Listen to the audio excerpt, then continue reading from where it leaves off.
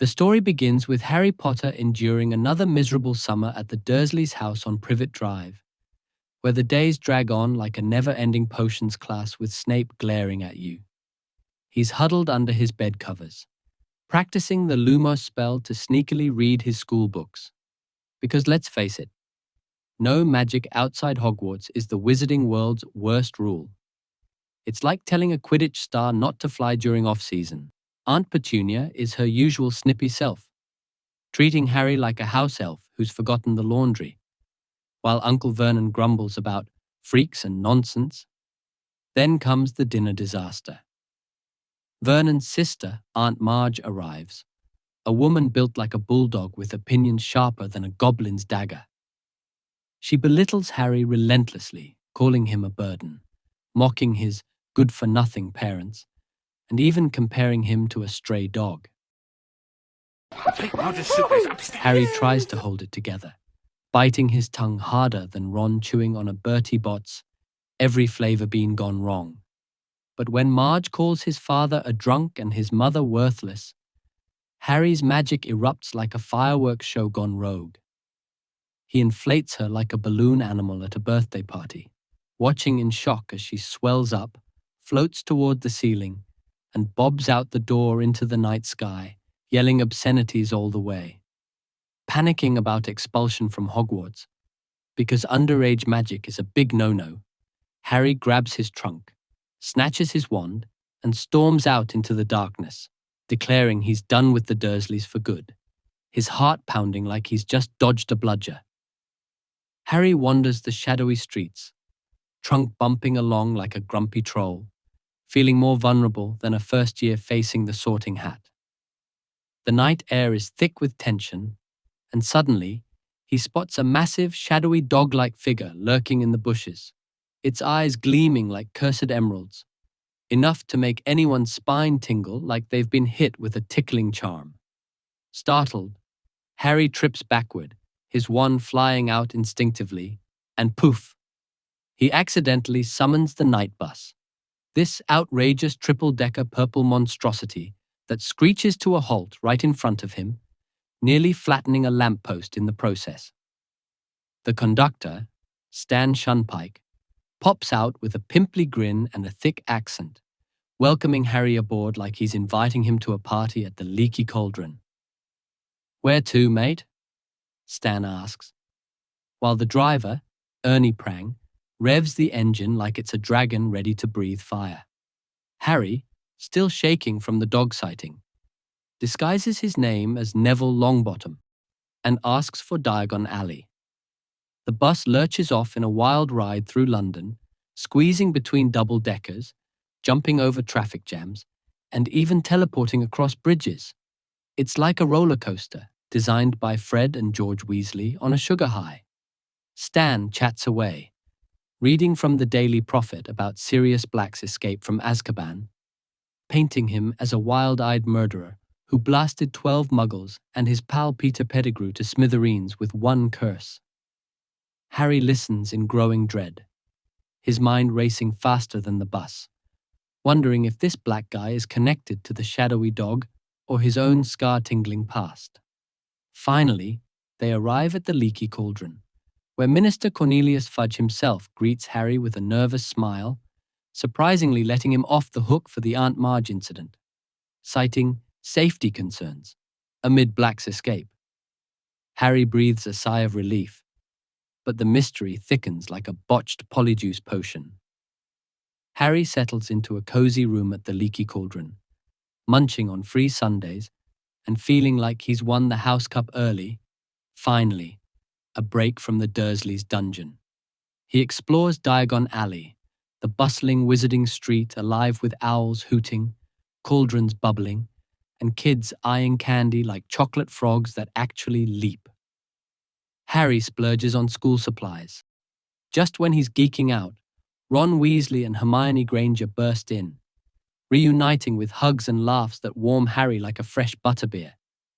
Hermione's got a new pet, Crookshanks, this massive, squashed-face orange cat who's got a vendetta against Ron's rat, Scabbers, chasing him around like a game of cat and mouse gone magical. The trio catches up, but the mood shifts when they overhear the Weasley family whispering about Sirius Black. Turns out he's Harry's godfather, betrayed the Potters to Voldemort, and blew up Pettigrew and a street full of muggles. Harry sneaks closer, eavesdropping on Arthur Weasley, warning him not to go looking for trouble, emphasizing Black's supposed madness after 12 years in Azkaban. The revelation hits Harry like a stunning spell, mixing anger, confusion, and a spark of curiosity. Why would his godfather turn traitor? The day ends with shopping and ice cream, but the shadow of Black looms like a storm cloud over Diagon Alley. The group heads to King's Cross Station, pushing trolleys loaded with trunks, owls, and Crookshank's cage. Amid heavy Auror security scanning for Black, it's like a wizarding airport checkpoint on high alert. They board the Hogwarts Express, chugging through the countryside, and squeeze into a compartment with a mysterious sleeping man, Professor Remus Lupin, looking shabby but kind, like a professor who's seen too many full moons. Harry confides in Ron and Hermione about the Weasley conversation, his voice low as rain patters against the windows, feeling a mix of betrayal and determination bubbling inside. The train ride turns cozy with sweets and chatter, Ron pulling faces at Malfoy through the window, Hermione burying her nose in a book thicker than Hagrid's arm. But suddenly, the train jerks to a halt in the dark, lights flickering out like a failed Lumos. Dementors glide aboard, these hooded horrors from Azkaban searching for Black, sucking the warmth from the air and filling the compartment with despair. Harry hears a woman's agonized scream, his mother's, and collapses in a faint, his worst memories flooding back like a tidal wave. Lupin snaps awake, casting a silvery Patronus that drives the Dementor away in a burst of light, then revives Harry with chocolate, explaining these soul suckers feed on happiness and force reliving traumas. The express pulls into Hogsmeade Station amid a raging storm, rain lashing like angry pixies, and the students pile into carriages pulled by invisible thestrals, though Harry doesn't know that yet. In the Great Hall, soaked and shivering, Dumbledore delivers his welcome speech, announcing Lupin as the new Defense Against the Dark Arts teacher and Hagrid's promotion, but warns sternly about the Dementors patrolling the grounds, creatures so grim they make Snape seem cheerful. The feast is a delight of roast beef and pumpkin pie, but whispers about Black's escape ripple through the tables like a Chinese fireball's flames. Back in Gryffindor Tower, the fat lady portrait swings open with her usual dramatic flair, and the common room crackles with firelight and chatter. Harry, Ron, and Hermione huddle by the hearth. It takes a spooky turn when classes loom, but Harry can't shake the scream in his head, fueling his curiosity about Lupin and the Patronus. Hagrid's first Care of Magical Creatures class starts with excitement, the class trudging to his hut where majestic hippogriffs await, half-horse, half-eagle beasts that demand respect like proud centaurs.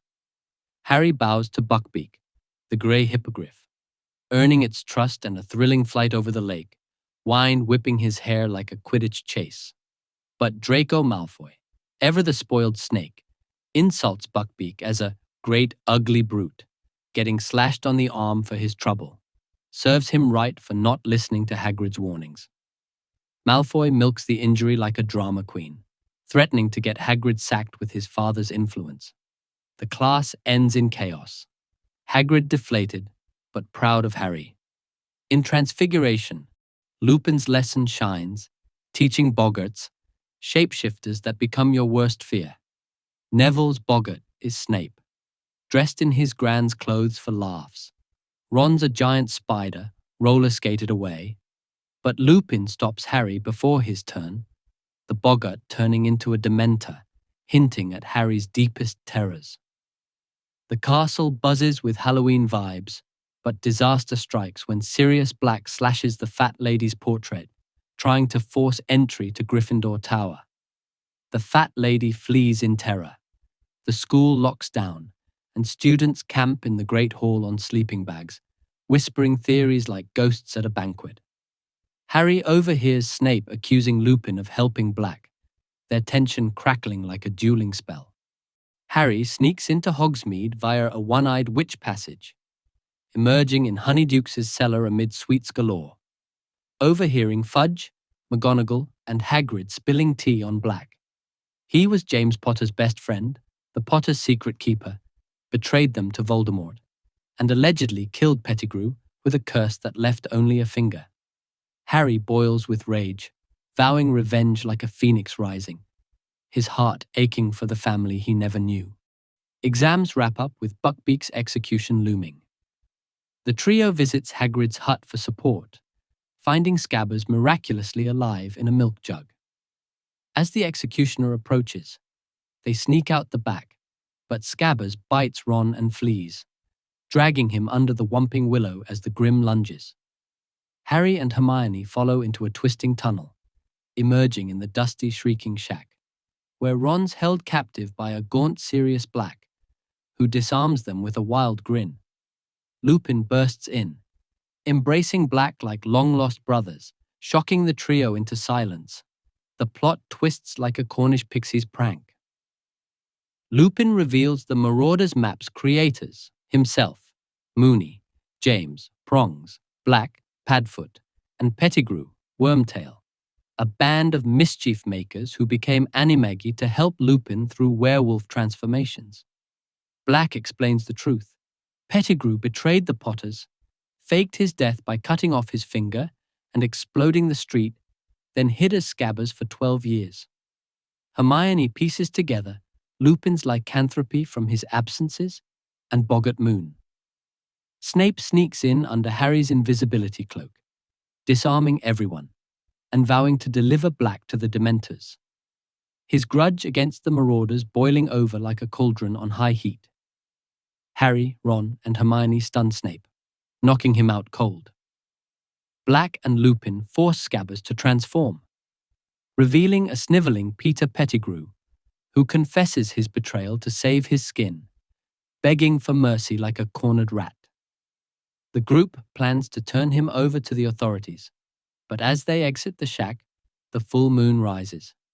Lupin transforms into a snarling werewolf without his wolfsbane potion. Black shifts to dog form to fight him off, chaos erupting like a Weasley fireworks show. Pettigrew seizes the moment, transforming back into a rat and scampering away into the night, escaping justice. Dementors descend in a horde, their chilling presence draining the joy from the air. Harry tries a Patronus but collapses, hearing his mother's pleas again. He wakes in the hospital wing to Fudge and Snape plotting Black's Dementor's kiss. Dumbledore arrives with a twinkle in his eye, hinting at saving 2 innocent lives and urging Hermione to use her time turner. She and Harry twist time 3 hours back, reliving the events, freeing Buckbeak from execution, hiding in the forest, watching their past selves confront Black. Harry realizes the Stag Patronus was his own future self, casting it powerfully to repel the Dementors and save everyone. With time ticking, Harry and Hermione mount Buckbeak, soaring to the West Tower to rescue Black from his cell. Black bids an emotional farewell, promising Harry a real home someday, then flies off on Buckbeak into the night sky, a free man at last. They race back to the hospital wing just as time resets. Lupin resigns amid werewolf rumors, gifting Harry the map and sharing stories of James. His scar quiet, adventures brewing.